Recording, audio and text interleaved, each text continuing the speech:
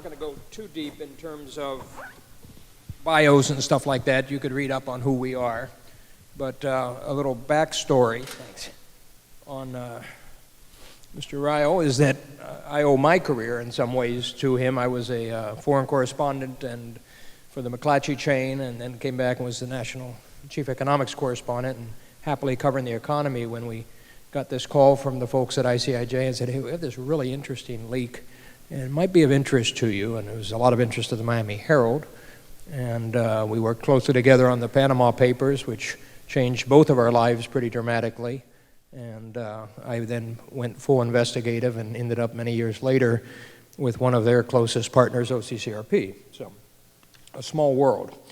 Now, my counterpart, who works out of the Washington office for Gerard, Fergus Shield, had asked him, there's got to be, give me some antidotes, who's gone after Gerard online or something like that. And there was nothing, not too much. He's managed to avoid too many punches online, but Gerard asked me to share with you that Gerard started his career on a paper called the Longford News in Ireland's Midwest, so that would make him a Midwesterner of sorts. And memorably, the paper was owned and edited by a former stage actor and circus owner. Now, I think everybody in this business can identify with the circus owner component. And Longford town is built on the fording point of River Camlin. Camlin itself comes from the word Camlin in Irish, maybe mispronouncing that, which means crooked pool. And Fergus rightly noted that Gerard has been staring into crooked pools ever since. So we'll start with that. People have the misconception that the Panama Papers was kind of the first, and in fact it wasn't. You want to give us a little of the evolution of how we got to the Panama Papers, and then how collaboration became that model? Actually, for me, it actually started here in Michigan. I was a fellow at the University of Michigan, and that plays a big role in me getting here. I was working for many years as a reporter in Australia. I started the investigative team at the Sydney Morning Herald, and increasingly I got really frustrated with what was happening in our business, or we had 450 reporters at one point, suddenly we had 300, it was going down all the time. And the area that kept coming back on was investigative reporting, because obviously it's the most expensive part of the business. And I eventually got so frustrated that I decided to go into management, and I actually became the news editor of the newspaper. And that's when I got a call out of the blue from Michigan, actually from the former director of the Michigan program, who was sitting on an organization called the Center for Public Integrity in Washington, D.C. And the ICIJ was part of that at the time. It was actually a very small part of it. And he just begged me to apply for the director's job because he wanted to try and get as many candidates as possible. But what I didn't know at the time is that they were really desperate to get somebody who wasn't American to take over, because the only funding that they had was actually from a Dutch foundation, and the Dutch foundation had been criticizing the fact that the ICIJ, even though it had international in its name, was actually very American focused, and they were desperately anxious that they wouldn't get a renewal on this funding. So the only reason that I was actually hired to take over was because I wasn't American.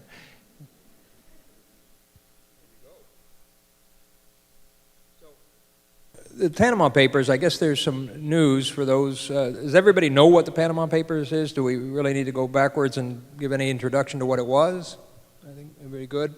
So we actually, the night before we both arrived, or as we were both arriving, we got the news that Ramon Fonseca, one of the two protagonists or antagonists of the Panama Papers, passed away last night. So before we go back into history, maybe, Gerard, we're going to get ahead of ourselves and just talk a little bit about why Ramon Fonseca is someone worth remembering today. Yeah, the Ramon Fonseca was part of the Mossack Fonseca Panama law firm that was hacked, or somebody actually scraped 40 years of records of this law firm and gave it to a newspaper in Germany, which then passed it on to us at ICIJ. they basically, for 40 years, they'd been setting up accounts for people who wanted to keep secrets around the world. And these are rich and powerful people. And they could pretty much get away with anonymizing anything if you went through this company. But their clients were actually the major banks and accountancy firms.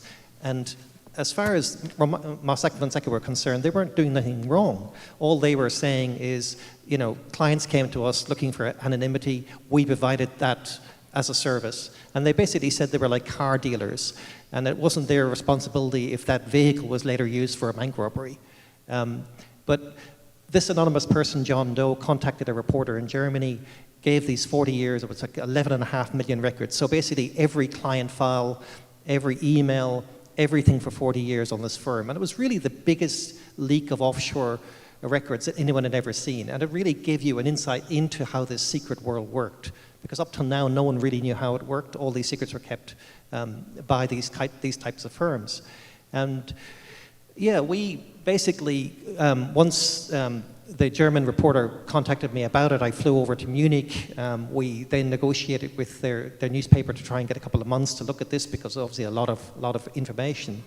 And then I went to London and I contacted the BBC and the Guardian. I sat down with them, I signed them up. Because I realized at that point, we'd actually started looking at the material. There were names from all over the world here. And what we really wanted to do was bring as many reporters from around the world together to look at this, to really tell a story in a way that couldn't have been told otherwise. I think initially I negotiated, it was around April of 2015, I'd negotiated with the editor of the paper that we would have until September, which seemed ridiculously short to me, but I figured I could work that out afterwards. And yeah, and then we started basically contacting newspapers around the world, TV stations, radio stations, saying, hey, we've got a great story for you. One of the organizations we went to was the Miami Herald. Let me tell you that not everyone thought this was a story. I went to some of the biggest news organizations in the US at the time, and they turned us down and said they couldn't see this, they just couldn't see the vision of this. And I know that internally, there was a lot of debate inside your organization too as to whether this was a story. But over a period of a year, we basically brought 380 reporters from 76 different countries, and we all worked together secretly.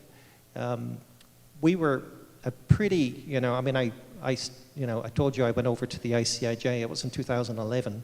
When I went over there, we had 3 people working for us. And by the time Panama Papers came along, we had a very, very tiny budget. So everything we were doing was, basically with sticks and stones as far as I'm concerned. We had to share the documents because we'd learned how to do that. And so what we used open source software. And it was actually software that had been designed to share librarian book titles. And then we decided we needed also to bring the reporters together into an online newsroom. So we built an online newsroom that had been designed originally as a dating website.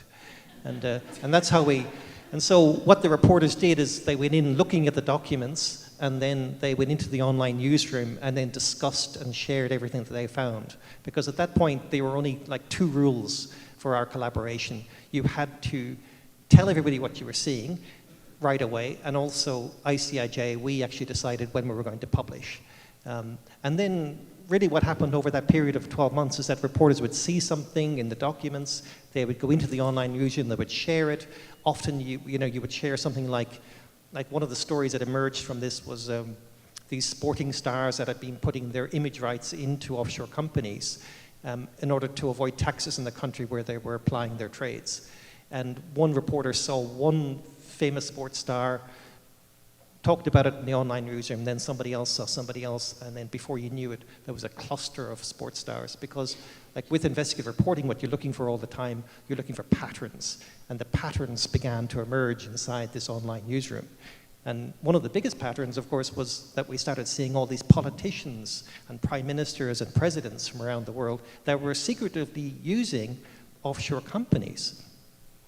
And one of the criticisms was that, well, this must have been the CIA who leaked this because there really weren't any Americans. Where were all the Americans? How come there weren't? And what we've tried to tell people consistently over the years is there, in fact, were quite a few Americans, and we wrote about them. They weren't Bernie Madoff size, but the kind of people who would need secrecy, Ponzi schemes, pump and dump schemes, CFTC scams, all of these commodity scams, they're all in there, and we wrote, quite a bit about them. But there was this perception that somehow the United States was underrepresented in there, and not the case at all. And in fact, I think one of the more impactful results of the Panama Papers is it drew attention to how the U.S. was being used as an offshore haven itself. So I had focused on Nevada and Wyoming. Almost the entire city of Guayaquil had an offshore account in Nevada with Mossack Fonseca. The Russians in particular were quite fond of using small towns in Wyoming and mailboxes at banks in Wyoming as addresses for railcar, fraudulent railcar feather bedding and stuff like that. So it was really a remarkable story, but since this focus today is the Collaborative Summit, the one thing that was really striking about it, and I think we were just talking a little bit about this too, reflecting on it, is how it kind of changed the model. So, I've heard a lot of ICIJ people speak, and I've spoken at the same conferences often about the lone wolf model, and I think ICIJ really changed that model of, I'm going to have the leak, I'm going to work the leak, and this is going to be my glory. That lone wolf model, I think, is widely pushed out the door now between our two organizations, ProPublica, a number of INN partners, Cal Matters, take the pick. I think now collaboration really is not even a second thought. It's assumed it's going to happen, and I think it's hard to imagine, thinking back just 9 years ago, that we'd be where we are today. I think that's my observation. How do you look back on that collaboration, that aspect of it, the collaborative aspect? Well, for me, it began with having nothing, because I came from Australia, where we had incredible resources still when you think about it now, although at that stage, of course, it was deteriorating, to a very small organization, a really tiny team. And for me, ICIJ had already existed, obviously, before I came there. And originally, it was a membership model. And the organization, the parent organization would raise money. We would bring reporters together for a conference once a year. They would swap their business cards and go home. When I got there, because I'd come in the first place out of pure frustration, I really wanted to change the model. And so I realized that because I had no staff, I had no money, and very few prospects, and I was a new country, I could basically start again. And so I realized that if I could find what were going to be great stories, and then go to media partners and convince them that they had to work with us, then I would get all of their resources. And that's really how we changed things at ICIJ. The first project I did, I learned lots of lessons along the way, and it's important to realize that you make lots of mistakes before you actually get things right. The first collaboration we did involved only 8 media partners, and was actually my project at the University of Michigan during my fellowship year. I looked at how human corpses were being recycled into medical products, and this industry was really centered here in the US. But they were obtaining corpses from other countries, and what we found was that they were actually getting corpses from Ukraine, shipping them to Germany, relabeling them as German corpses, and then bringing them in. Now, if you have to think, like, this is used a lot in cosmetic surgery. If you've got a new nose job, it's actually part of a human body. Bones, skin, other things are actually very valuable. And also, if you think like how athletes can now get up after cruciate ligament injuries and go back on the field a year later, it's actually a cruciate ligament mostly from human corpses that allow them to do that. And Wall Street discovered this 30 years ago, and they're actually making billions of dollars by recycling these bodies. But we found that they were getting these bodies from Ukraine. I thought we had a fantastic story. I went to the Washington Post with it, and that's where I learned my first lesson, because the first thing they said to me was, how do we know we can trust your research? And that's kind of when I realized that you need to bring the reporters from each of these organizations with you along the journey. Otherwise, they won't trust the final product. But I also realized that every reporter wants a great story. Like when I started out, I would turn up to the editor's offices, sit outside sometimes for hours, finally get in to see them. And the reaction was always, well, why should we do this? We have like 30 correspondents or 40 correspondents around the world. We don't need your help. But I realized that if you go to reporters and you give them a good story, then they will do everything they can in their power to want to work on that story, in which case they do all of the advocacy for you inside their own newsrooms. So after learning that lesson, I would go straight to a reporter instead of an editor, let them do everything they needed to do to get the resources to report on a story. And so by the time we did the second big collaboration in 2013, we had like 42 media partners involved. But I also learned another lesson early on in that our first big collaboration was also involved about 2.5 million records. And I had this naive idea that you could you could literally copy a disk, give it to various newsrooms around the world. Reporters would go to the newsrooms for a weekend or 2 days, look at documents, and then go home to their home countries and be able to report on it. And that's when I learned you needed to put everything online, because the reporters need access to the documents all the way through the project, particularly at the end when you're trying to fact check. But these were my early lessons for this. By the time we got to Panama Papers, we had worked out some of the technology. We didn't have the money, but we basically had worked out the methodology to make this work. One of the things I find so heartening about the kind of the rise in collaborative journalism is the deep dive nature of it, right? So one of the challenges I think we both have with partners is finding U.S. partners, media partners, who actually are going to do the work, because no good story just falls off the branch and lands in your lap. It takes a lot of digging. The Panama Papers, Marissa Taylor and I were 14 months in a back room on a server separated from the rest of the office. And when I look around, you look at some of the Pulitzer winners this year, and you look at a range of contests, you're seeing more and more the nonprofit newsroom space is now very much front and center, because they're putting the time into these stories. These stories take a lot of work and kissing a lot of frogs to get to the print, so to speak. You have to read a lot of dialogues. And one of the big changes, I think, in the collaborative space is the data component. And I'll ask Gerard about that, ask you about that and how you guys have adapted to it, but it just writ large, the Panama Papers, if my recollection is right, was 1.7 terabytes. I always think in terms of documents. There's 11.5 million documents to have to go through, which if you were to try and do that as an individual, I think we calculated it would take you 40 years to go through them all. Yeah, and today that's considered a tiny leak compared to, we're working leaks as big as 13 terabytes. That's a massive amount of data, so it requires different skill sets, and collaboration is a must, because you're not going to have all the people who can do all that data work, so we have data teams around the world.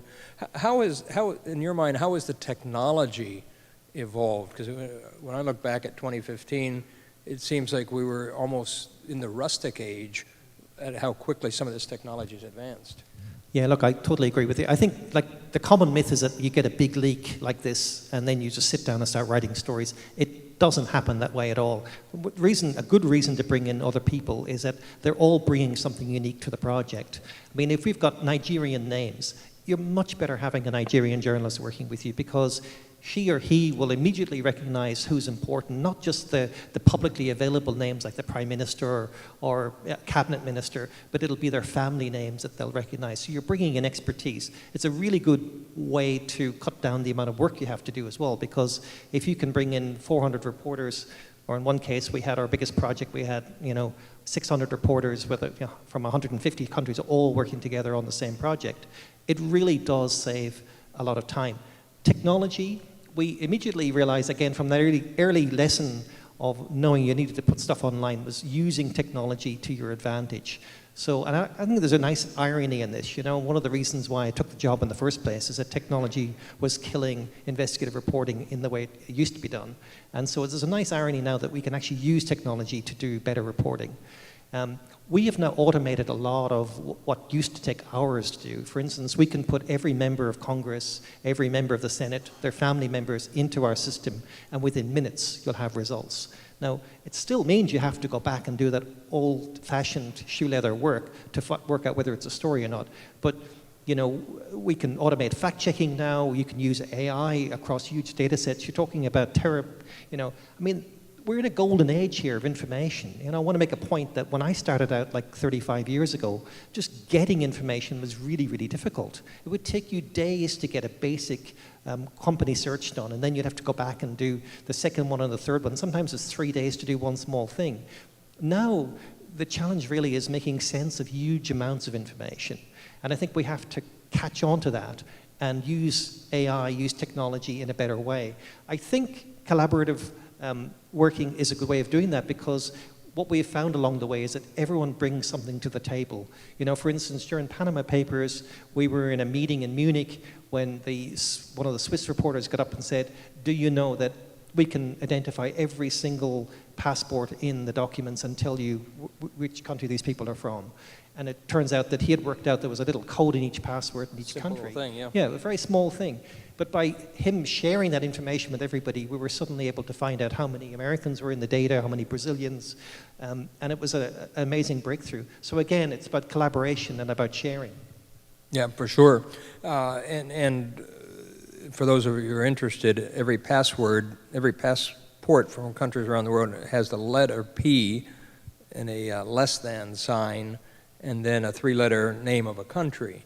And with that, then you could take, so if you go on to the ICIJ website, the public-facing website, and just put in P/USA in parentheses, you'd probably get a whole bunch of U.S. passports that are in there. And the thing that was so important about passports is you can come up with all kinds of excuses. Your lawyer created a company, you didn't know this, you didn't know that. If your passport's in there, you're kind of toast. It's kind of hard to explain why your passport's in this, Swiss, account that's got the Swiss bank leaks and things of that sort. One of the things I wanted to touch on, even after I managed to put my phone on mute, I didn't mute my watch. So one of the things that's kind of happened since it's laid out, you've got the offshore leaks, which then grew into the Panama Papers, became the next evolution. Let's kind of walk through this evolution.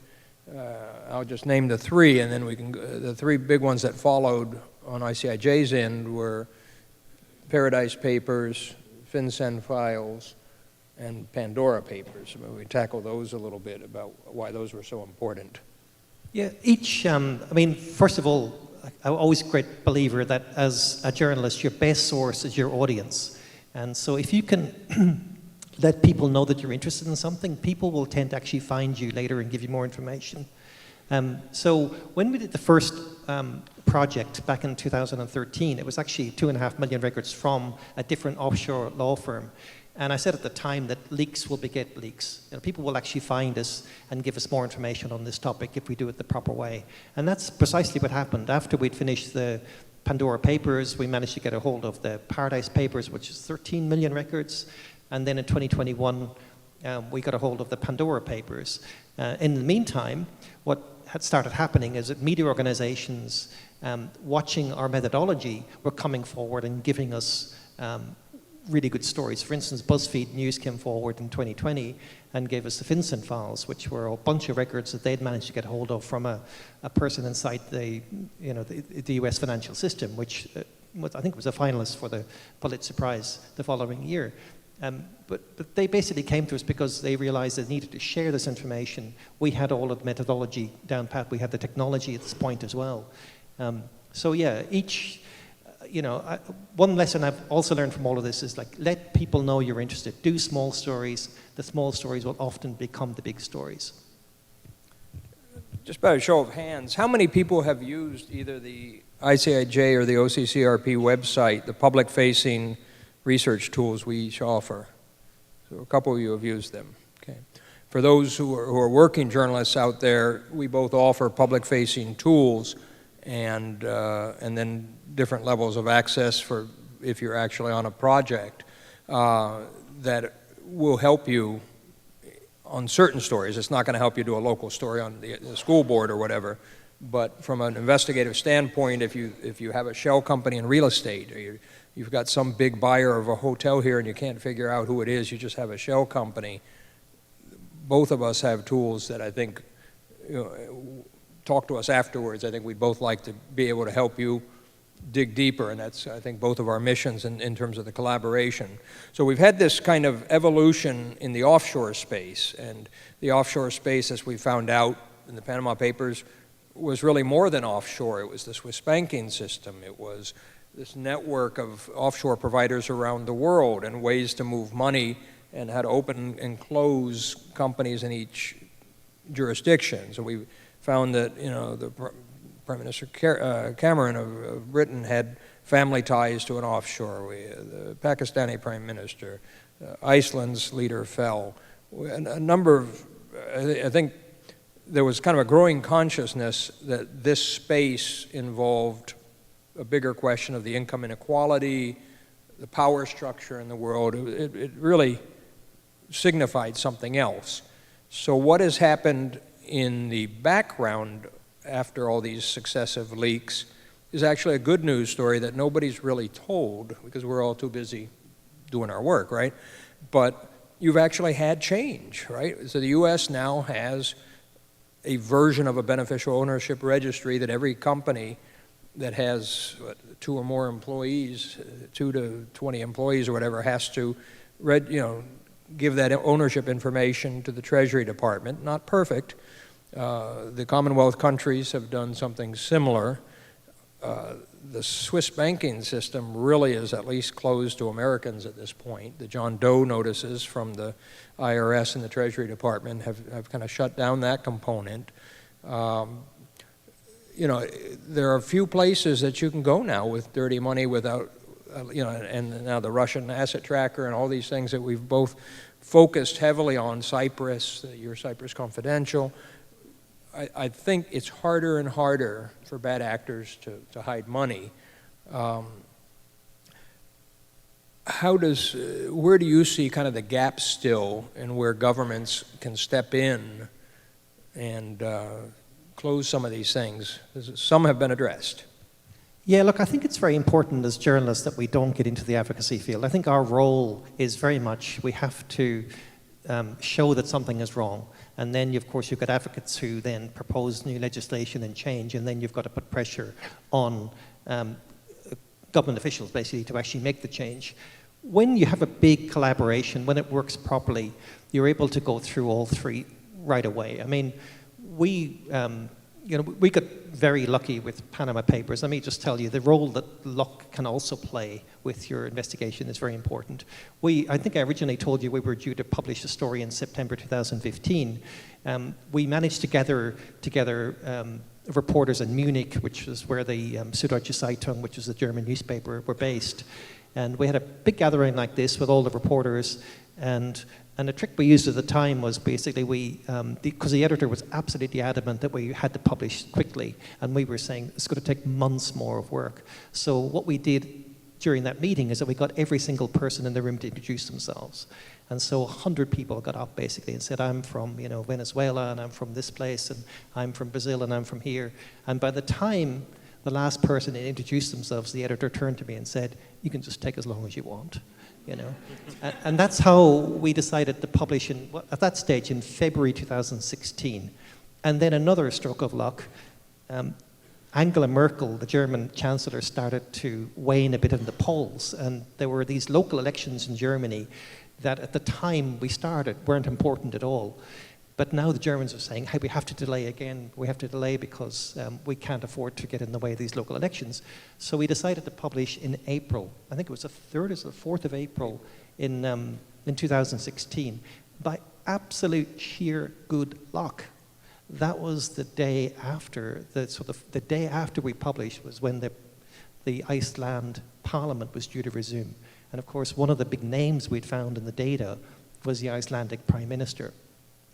And when we first saw this data, by the way, and this is a good lesson for journalists, when we first saw his name, which was pretty much on day one, we looked at him, we saw him there, but we noticed that he had registered an offshore company in the British Virgin Islands. But when he registered the company, he wasn't the Prime Minister, he wasn't even a politician. So it took a lot of legwork by a reporter in Iceland. This reporter basically gave up all work for 9 months and did nothing else, was being called by his friends a bum for giving up work because he had to keep it a secret, because Iceland is only like 300,000 people, and if he had told anyone what he was doing, there was a good chance it would have got out before he was ready. So he literally had to segment himself away from the rest of society and dig. And to make it a story, he went through all of the records of the Icelandic Parliament to see whether or not this had ever been disclosed. And he found that the day before the Prime Minister was due to disclose it, he had actually sold the company to his wife for $1. And then he went further. And remember, this prime minister had been elected to sort out the financial mess in Iceland at the time because all the banks had collapsed. And this guy had been brought in to sort it out. And so what the reporter did is he went through manually, one by one, thousands of records of the Icelandic bank crisis until he found all these companies that were owed money as a result of the collapse. And of course, it was the Prime Minister's job to decide who was going to get the money and who wasn't going to get the money. And sure enough, there in a line in the middle of this was the offshore company from the British Virgin Islands. So this Prime Minister secretly had a financial interest in what he was deciding to do. That is why it became a good story. So we publish on the 3rd. You know, the next day, the parliament in Iceland is surrounded by people. They're throwing yogurt and bananas at the building, demanding the guy's resignation. And that was the moment, again, a piece of luck for us, because he resigns within 24 hours, and then everything to do with Panama Papers became big news around the world. And so all of these organizations, all these media companies that we've been trying to persuade that this was going to be a story, suddenly went crazy for anything to do with the story. And that's, you know, that was our first prime minister resignation. I think, yeah. A year later, the prime minister of Pakistan was put in jail. And again, that was the first time journalism had ever brought down a leader of Southeast Asia. And again, protests in the streets in Pakistan, court cases, till finally the pressure.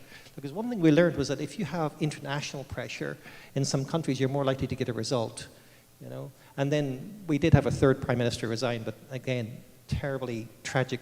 So about 9 months after we published, a reporter who had been working, using our material and then reporting further herself on what she was seeing was assassinated in Malta. And unfortunately, I mean, it was unfortunate. Everything about this was a tragedy, but she was the mother of one of our employees. And he was the guy who had designed that system that I told you about that was making the documents available to the reporters. He was the one who got the clever idea of using, you know, share filing system for librarians to share the documents. And that was Daphne Caruana, for those who don't know Daphne. And Daphne had actually been interacting with me as a source without identifying herself. It wasn't until we published that she came out and identified herself because she didn't want to get accused of, you know, promoting her son. But she was as brave a reporter as there ever was.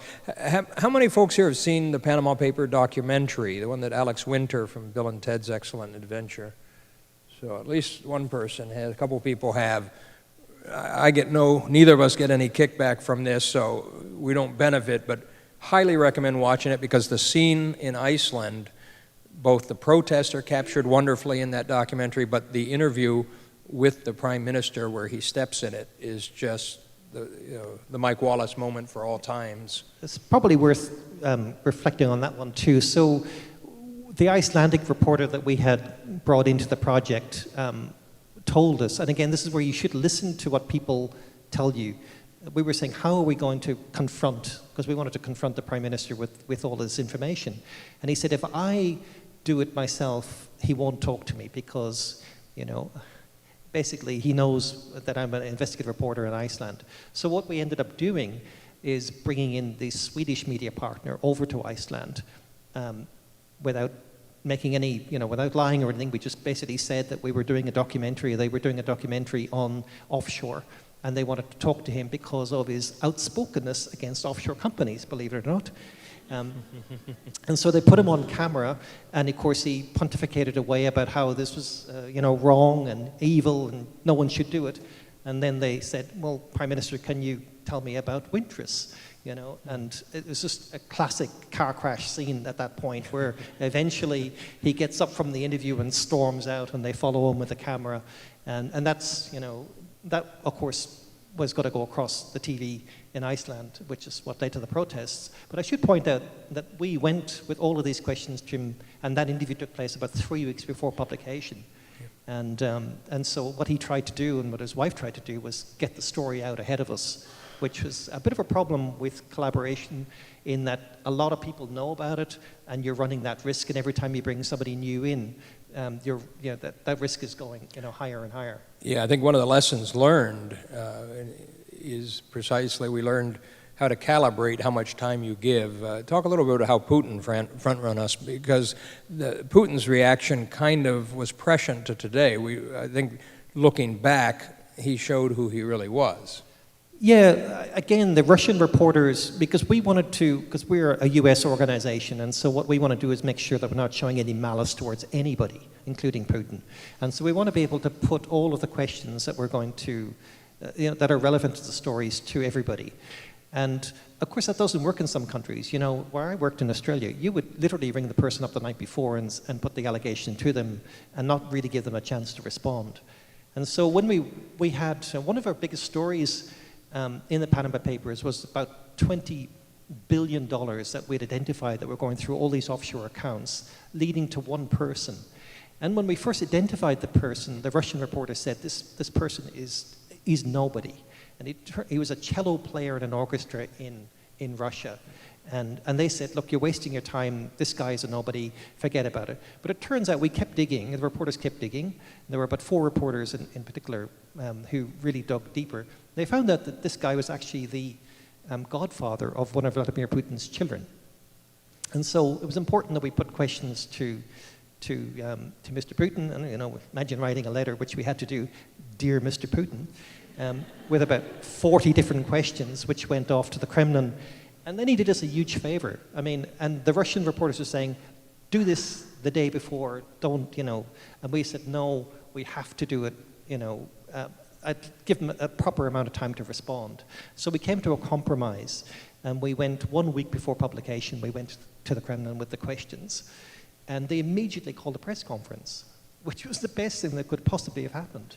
Yeah.